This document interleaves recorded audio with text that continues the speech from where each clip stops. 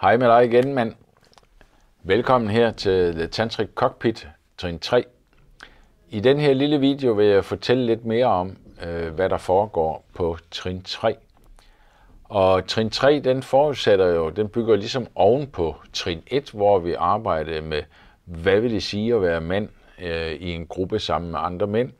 Hvad vil det sige at komme tilbage og få fat i vores indre kerne som mand.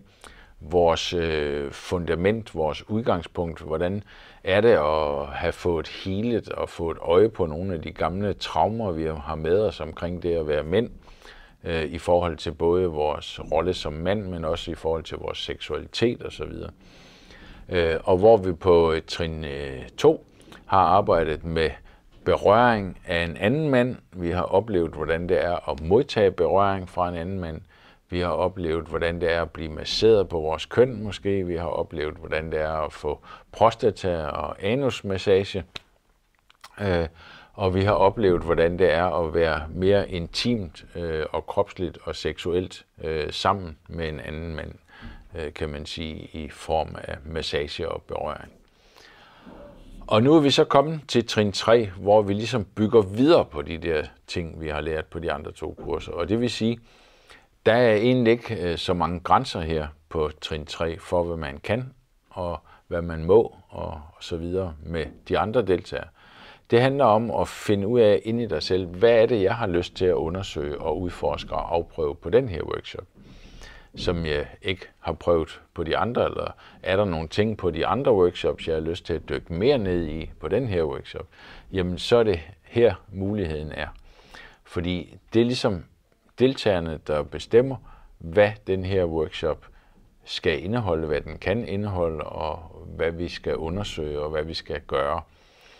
Og det vil sige, der er sådan mere eller mindre frit slag, både kropsligt og berøringsmæssigt og seksuelt, til at undersøge og udforske og afprøve ting. Ikke? Og så vil jeg i den forbindelse også sige, ud fra mine egne erfaringer, dels så har jeg giver individuelle sessioner her, både til mænd og kvinder og par i tantrastudiet, som jeg sidder i her. Og der har jeg jo mødt forskellige mænd undervejs. Jeg har både mødt heteroseksuelle mænd, jeg har mødt mænd med en biseksuel side, jeg har mødt homoseksuelle mænd. Og det, der har været fælles for mange af de mænd, det har været, at man nogle gange som mand måske har et ønske eller en drøm, eller en fantasi, eller en forestilling om noget, man gerne vil prøve af. Men hvor der kan være nogle fysiske ting, som ligesom sætter en begrænsning eller en stopper for, at det kan lade sig gøre. Fordi rent ud sagt, jamen hvis man har en masse spændinger siddende rundt omkring anus, og man ikke er afslappet og afspændt i anus, jamen så skal man måske være indstillet på, at det er succeskriteriet, det er, at man kan blive masseret med en finger indvendigt, og så er det ligesom det, der er muligt på den her workshop.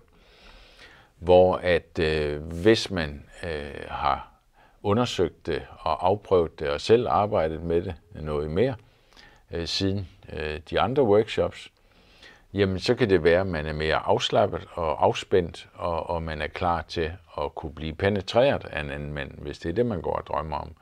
Det kan også være med en buttplug eller en dildo eller noget andet. Fordi det er også det, der er muligt på træerne at undersøge sådan nogle ting. Og igen vil jeg sige, jamen det handler ikke så meget om, at vi skal slå en eller anden rekord, eller at vi skal nå et eller andet bestemt mål.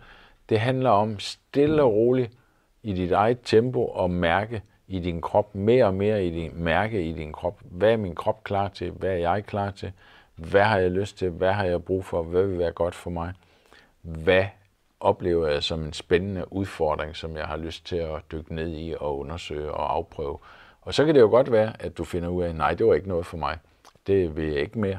Eller nej, vi bliver nødt til at stoppe her, fordi det er for mig, det her. Eller hvad du nu synes. Og alting er okay. Det er dig, der bestemmer. Og igen, jeg vil sætte et rum her sammen med de andre deltagere, og så er det ligesom der, hvor vi kan finde et eller andet fælles fodslag, at vi tager udgangspunktet. Og så kan man jo lave sin ø med en af de andre deltagere, eller flere af de andre deltagere, hvis det er det, man er til, og hvor man ligesom kan dykke ned i de ting, man har lyst til at dykke ned i. Og så må man jo være indstillet på, at der er nogen, der måske laver en ting herover, og så er der nogen, der laver en anden ting herover. Og det har man lov til, og det er fint, og det er godt nok. Og jeg skal nok sige til og fra, fordi det er mig, der styrer slagets gang, kan man sige. Og jeg skal nok sige til og fra, hvis der er nogle ting, der er i ubalance i forhold til, hvad jeg synes, det skal være. Og endelig, hvis du oplever på nogle af de her workshops, at der er et eller andet, som bliver for meget for dig, så kom hen og grib fat i mig og fortæl, hvad der sker, hvordan du har det. Fordi noget af det værste, jeg ved, det er, hvis jeg lige pludselig opdager, at der er en, der er forsvundet ud af døren, uden jeg har lagt mærke til det, uden de har sagt noget til mig. Så kom hen og tag fat i mig og sige, hey, jeg har lige brug for en pause. Det kan være, at du bare har brug for at gå nedenunder i opholdsstuen og lige sidde en halv time og meditere og trække vejret, og så er du klar til at komme op igen. Det kan også være, at du har brug for at lige skal have en snak med mig om et eller andet undervejs. Så er det det, vi gør. Men frem for alt, lad være med at tage hjem uden at komme hen og tage fat i mig. Det vil jeg bede dig om.